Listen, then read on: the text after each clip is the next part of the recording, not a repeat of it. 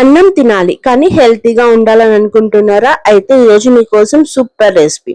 Hello people, హెల్తీగా millets తో కదంబం ఎలా చేసుకోవాలో చూసేద్దామా?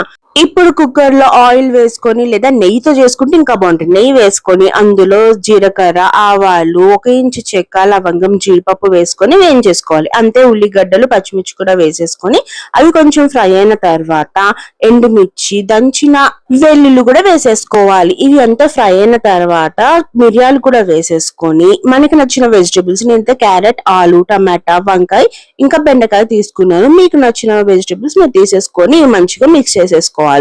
ఇప్పుడు అందులో కొంచెం పసుపు, టేస్ట్ కి సరిపడా ఉప్పు, కారం ఇంకా సాంబార్ పొడి, దీంతోనే అసలైన టేస్ట్ అనేది వస్తుంది. సో అది కూడా వేసేసుకోవాలి. నేనైతే 1 గ్లాస్ కొరలు ఇంకా 1 గ్లాస్ పప్పు తీసుకున్నాను. దాన్ని ఒక హాఫ్ అన్ అవర్ ఇలా నానబెట్టేసుకున్నాను అనమాట. అంతే. ఒక చిన్న సైజ్ చింతపండు కూడా నానబెట్టేసుకోవాలి. ఇప్పుడు మనం ఫ్రై అయిన దాంట్లో చింతపండు వాటర్ కూడా వేసేసుకొని మంచిగా మిక్స్ చేసేసేయాలి. ఇప్పుడు నేను 2 గ్లాసెస్ తీసుకున్నా కదా, సో దానికి నేను ఒక 5 to 6 గ్లాసెస్ వాటర్ వేసుకున్నాను. ఎందుకంటే కదంబం అనేది లూజ్ గా ఉంటేనే బాగుంటుంది కాబట్టి. ఇంకా కొంచెం బెల్లం. సో స్పైసెస్ అన్ని ఈక్వల్ గా ఉండాలి కాబట్టి బెల్లం కూడా వేసేసుకున్నాను. చాలా బాగుంటుంది.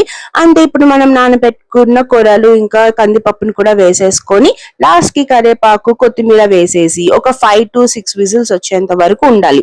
సో ఒక 5 మినిట్స్ తర్వాత మనం మూత తీసేస్తే ఇలా కన్సిస్టెన్సీ చూసుకొని మీకు ఇంకా కొంచెం లూజ్ గా కావాలనుకున్నా నీళ్లు పోసుకొని మనం మళ్ళీ స్టవ్ మీద ఒక 5 మినిట్స్ సిమ్ లో పెట్టి ఉడికించుకోవచ్చు. ఇలా ఒక పాపడ్తో కానీ లేదా ఒక ఫ్రైతో, ఎగ్ ఫ్రై కానీ తింటే చాలా చాలా బాగుంటుంది.